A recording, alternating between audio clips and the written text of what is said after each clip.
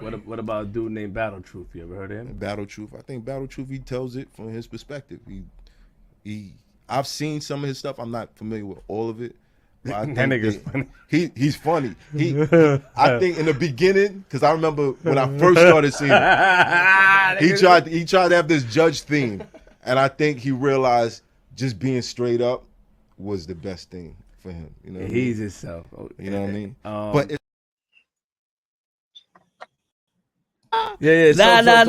but he's hilarious. Battle Truth. He's wild hilarious. He's also got his own thing. You feel what I'm saying? He's mad funny. You know what I mean? So but like with him though, another thing with him, like, and I'm not talking bad about him. I respect him. I like him. I watch his channel. I watch like him. a judge and shit. Yeah, I go to his channel. I can say myself before I go to anything else. You go to Battle Truth first? I go to Battle Truth first. I'm being honest. That's crazy. I want to see what he talk about, how he's saying it. But this up.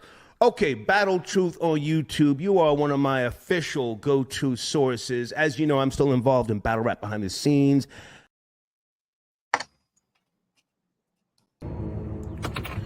Where's my damn gavel at? Dang it. Hold on. Hold on. Here!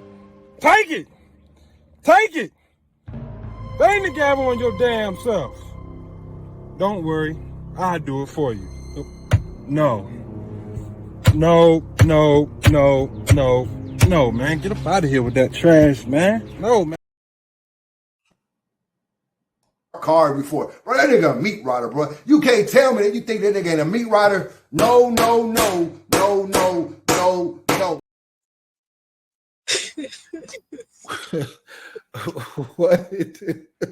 What it do, man? It's your boy Battle Truth coming to you live and direct from the Battle Truth headquarters, man. I need to clear the air on some things, man, and I'm gonna give y'all the real deal, man. So, why do the URL really hate Hitman Holla, man? I have to remind y'all, and I'm gonna give y'all some real facts on the real reason why they hate Hitman Holla that no one can go against, and this the facts. Because in their defense to some degree, let me say that again, they got a legitimate case. Okay. Based upon the evidence that's out here. Now, I'm just going to keep it real. So let me take y'all back. I'm going to give y'all 3 bullets that actually is the reason why the URL have this grave animosity towards Hitman Holla. Okay, let me give you the first one. Hitman Holla. I'm going to give you the first one leading up to the worst and worst. When Hitman Holla was booked to battle Clean Paper, I believe that battle was supposed to take place on the URL. And Hitman Holla was given money for that battle. Okay. As a result of getting money for that battle, like a lot of other battle rappers haven't found out, Hitman knew this even back then. Clean Paper didn't show up. However the reason the situation was, it didn't happen. Yeah. The URL tried to book it again. Hitman Holla like, no. I was here. I wrote for this battle. I took time out of my schedule to do this. He didn't show up. That's on y'all. Oh, he wasn't trying to do it for free. Yeah, they like, well, we're going to have to reschedule, do it again. Okay, you're going to have to pay me again. Mm-hmm. Oh, but we paid you. Okay, and that ain't on me. It's the same thing going on right now with the K-Shine situation. Daylight and him was paid money for a battle. Now we finding out what really happened. Daylight got mad because URL put the lawsuit on ARP now for booking Daylight when he signed an exclusive deal. And now he feel like since he put ARP in the situation, he ain't going to fulfill his obligation to the URL. So Hitman Holla like, I'll do the battle again, but you're going to have to pay me. Okay. You're going to have to pay me. I think they paid him like $7,000. So they lost that money. And Rightfully. that's crazy because he already has the bars written up. It's just performing it. Yeah, but the guy you're supposed to be rapping about ain't show up and ain't here. No, I'm saying like how he's like, I'm not gonna do it unless you pay me. But I'm like, dude, do you really have to do a lot to rap? Because you already got it memorized. No, but how could you rap it if your opponent ain't there?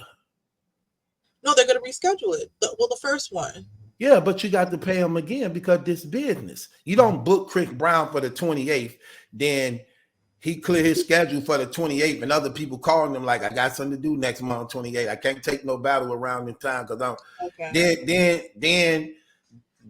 then two other acts don't show up. So you tell him, could we move that date back?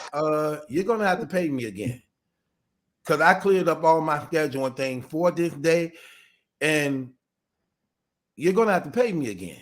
Because now you want me to do this again. Okay.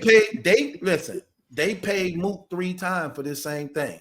Murder Mook and Briz Rothstein was set to battle on a 2-on-2. So it's Murder Mook and Calico against Briz Rothstein and T-Top. Yeah. That fight you saw, that was the second event. That was a one before that. What happened was the venue they rented out, it was at a certain time they were supposed to be done. Finished. But the event went so long that they ran out of time. Therefore, Mook and them couldn't battle because they were the main event. So they paid him again. So they tell Mook and them, we're going to have to reschedule. Mook got a manager. Mook and them got managers. The Calico, they vets. They've been in the game for a long time. Mook and them like, listen, here's the 2 options. Y'all can record it right now and get it. Or if you reschedule, you have to pay me again. Okay. They didn't want to shoot it outside. So they had to pay him again in the rescheduling. That's when you saw the fight.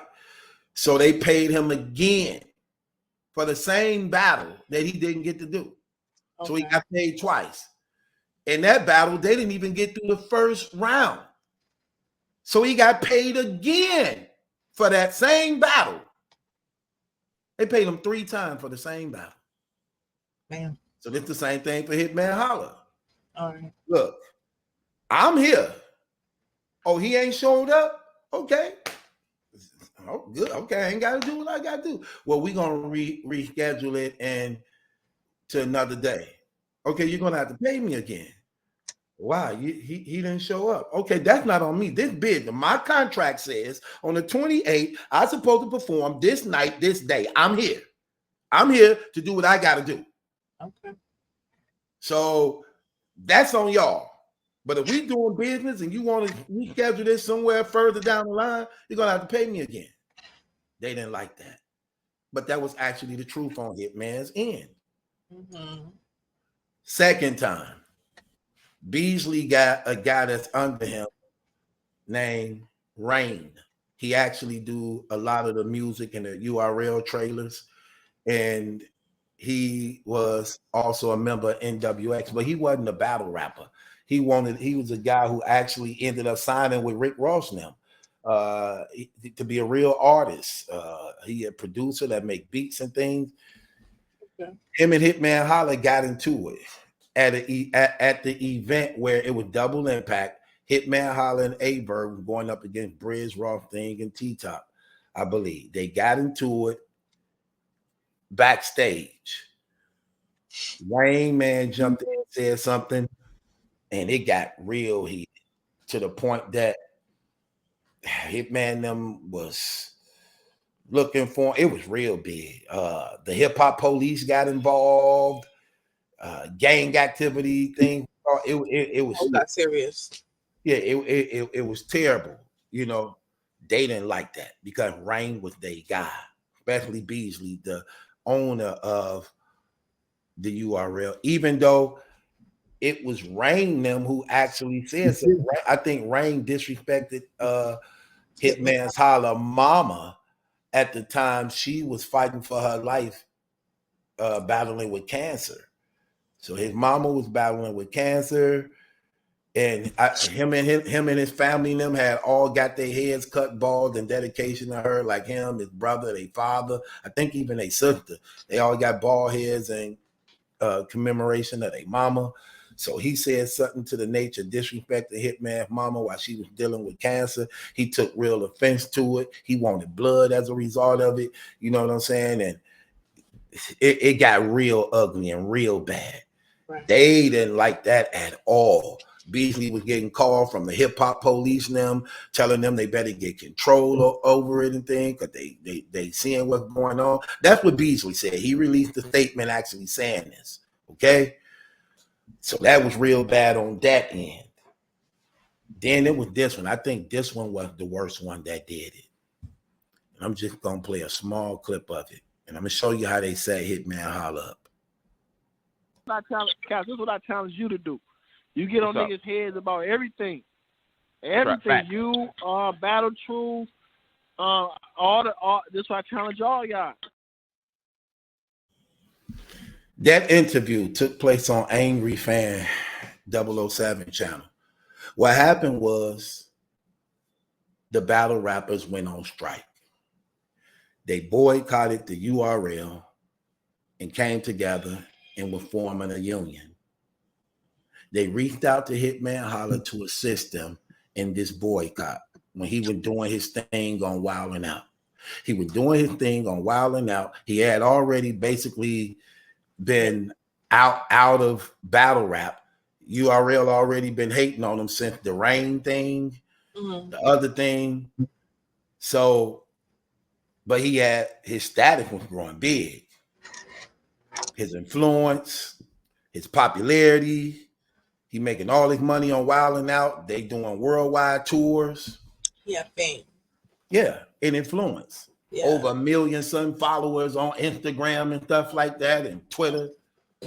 So they reached out to him to be their representative and spokesperson. He come out of his way to help and assist them, to show them how they're doing. He put his name on the line. He put his influence on the line. And he came in to help them, even though he didn't need none of that. He didn't need nothing from them financially because he was good. Yeah. And this is why I be getting on this dude right here. Them niggas in battle rap be getting their ass whooped, don't they? Look, I already know I don't know how to fight, so I ain't gonna let no. Look, I'm just gonna gracefully bow out. I'm just gonna gracefully bow out. I ain't gonna fight no nigga I don't think I can beat. You hear me? You understand what I'm saying, King? Cap on the gracefully. Facts. Listen, let me tell you something. Yeah. They set Hitman up. That man came to their defense, came to their aid. That's what you're hearing on the audio. He told Caps, this is what you need to do. You need to get you and Battle Truth and anybody. I notice he called us by names. You and Battle Truth and anybody else. And y'all need to come on this thing and aid and assist us in what the URL is doing, because we're going to need the support from the bloggers and the media. But mainly y'all two, because y'all two basically hold people accountable and call it like it is. Okay? He actually was putting it together, the structure of their union, showing how they supposed to get paid, read paperwork, understand things. And he put it on the line for them. And this was the worst thing. This was the death blow. They had already had friction towards them. This was the nail in the coffin. When he began to educate them on how to move in the community and be their own bosses to make better decisions and negotiations during their contracts. They took this personal. This was a direct strike against them.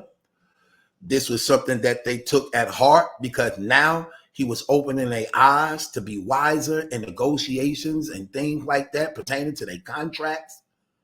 and he was using his popularity and influence to get other people involved, that it brought a lot of heat and structure on the URL that they ended up. Hold on, let me show you something. Dang, I don't really want to play this stuff, man. This is gonna be crazy. He taught them how to fish. Right. And they abandoned the man right in the struggle of putting the thing together. They sold out behind the scenes. Smack reached out to T-Top them, Rock them behind the scenes to actually give them payouts to abandon and betray the Strike 2.5 and start playing them against each other. But they always kept in mind Hitman Holla, who they had put in position of being the ringleader, to be their voice, to be their spokesperson. And they abandoned the man. They abandoned him. They played him. They played him. That's exactly what happened. And they don't like, here's the thing about the URL. I'm just going to keep it real. They don't like dealing with people they cannot push over. They don't like dealing with smart people. They don't like dealing with people who got tricks up their sleeves. Listen, I'm just gonna keep it 100. This is why they don't really deal with the tough guys. They don't deal with Hitman Holla. They don't deal with Sway Seba. They don't deal with Head Ice. They don't deal with Math Hoffa. Those are 4 guys in battle rap known to put hands on you if you get out of pocket and try to play them. That's what they known for. Okay. URL don't deal with them. They rather not deal with them at all. At all. Just keep it in 100. So they don't deal with them. They don't really deal with them at all. Every now and then they might throw them a bone so it won't be so obviously noted or known, but they all know. Swave know. Head Ice know. Math know. They know. Hitman know. They know. But those are the real reasons. It ain't about it ain't about the Remy and Hitman thing. We're gonna talk about that too. It ain't because of that. You know what I'm saying? So I don't know. What you think about it, sis? That's enough to get somebody to not like you. Right. I can see that. That's why I said I understand it. Money gets involved. That changes relationships all the time. When you owe somebody and they feel like you've underhanded them and played them. Mm-hmm. When you someone that they respect, you cause friction and problems, and they feel, and now you messed up that business where I guess they had like a working relationship with that dude Raymond, and they actually liked him, and then now you made it tough for them to now have that relationship. It's going to cause friction, and then you are the one that still owes them a battle, and that feels like you cheated them. It's going to make it hard to continue to want to work with you. And then on top of that, you're talking about what was the third point was Strike 2.5 when the URL was accused of making it. Even though I can't blame him, but don't act like, hey, you agreed to get these rappers under control, and then you actually give the rappers tools to even riot even more against it, or start a revolution and a movement outside of us. Like you're literally equipping them to be a problem when we brought you on and you agreed to silence the problem, or like quiet the rappers down and come to a resolution with us, not outside of us. But yeah, that's gonna cause problems because that's still messing with their pockets once again, and then also undermining us and playing us. That's two of the same scenario. So the first scenario is the money, then the second scenario is not really being professional. Even if the dude was talking about your mom, there's other ways you can handle it as a man. You don't have to use violence. And so, yeah, I see, I can see why they're like, this guy's trouble. or they see him as nothing but trouble. Yeah, so that's how that happened, and I believe that's the real reason why they don't like him. Watching everything that's been unfolding and they issues and frictions with him, and I believe I think he knows that. I think sometimes he might overlook that part because he don't never really touch on the strike 2.5, and I believe that's the worst because when you have a company, a multi-million-dollar company, and the battle rappers feel that they're going to reach out to somebody who have influence and power and money because they don't, so they reached out to a person who do. And he got all these connections. And he was even talking. If you listen to that interview, he was telling them, we need to start our own events. We need to pay ourselves. We need to at least do this for ourselves. We need to stop depending on them to do it for us. We have the power. We got everybody. Let's throw our own events and get this money. While he's telling the URL, hey, I'm a help bring them back. He deceived them. What you mean? He was telling them he gonna help bring them back. Well, you said the URL contacted Hitman Holla to like, hey, get things in order, or you have influence. We want you. No, I said the battle rappers did that. But then he went on Angry Fans and told Angry Fans and to get us involved, to get up, to y'all bloggers, you and Battle Truth. Oh, he was leading. So he was leading the battle rappers. Yeah, he was leading the battle rappers. He was leading them. He was the basically the chairman and spokesperson and voice for them. That's what they reached out to him to do. They reached out to him to do that. He was doing his thing on Wild and Out. He don't care about what battle rap do. They reached out to him to help them. Okay. And he went out of his way to assist and help them and to start giving them advice and putting together a union. They was having a battle rap union. Yeah. Okay. You already like that right there. That right there was the blow. Like, okay. Yeah. So you know how that went, sis. Mm-hmm. So I believe those are the reasons why. What happened to the Remy thing? You gonna do another blog about that, or you gonna tell us? We finna talk about it. Oh. With that being said, it's your boy Battle Truth. It ain't my judgment. That's a question. It's yours. Yeah, like y'all fucking with Battle Truth. Everybody cool with him? I don't know. Let me know. You fuck with him? We got no problems with him. We don't got no problem. All right. Well, look, Battle Truth, me and Battle Truth, we cool and shit. You know what I'm saying? But he did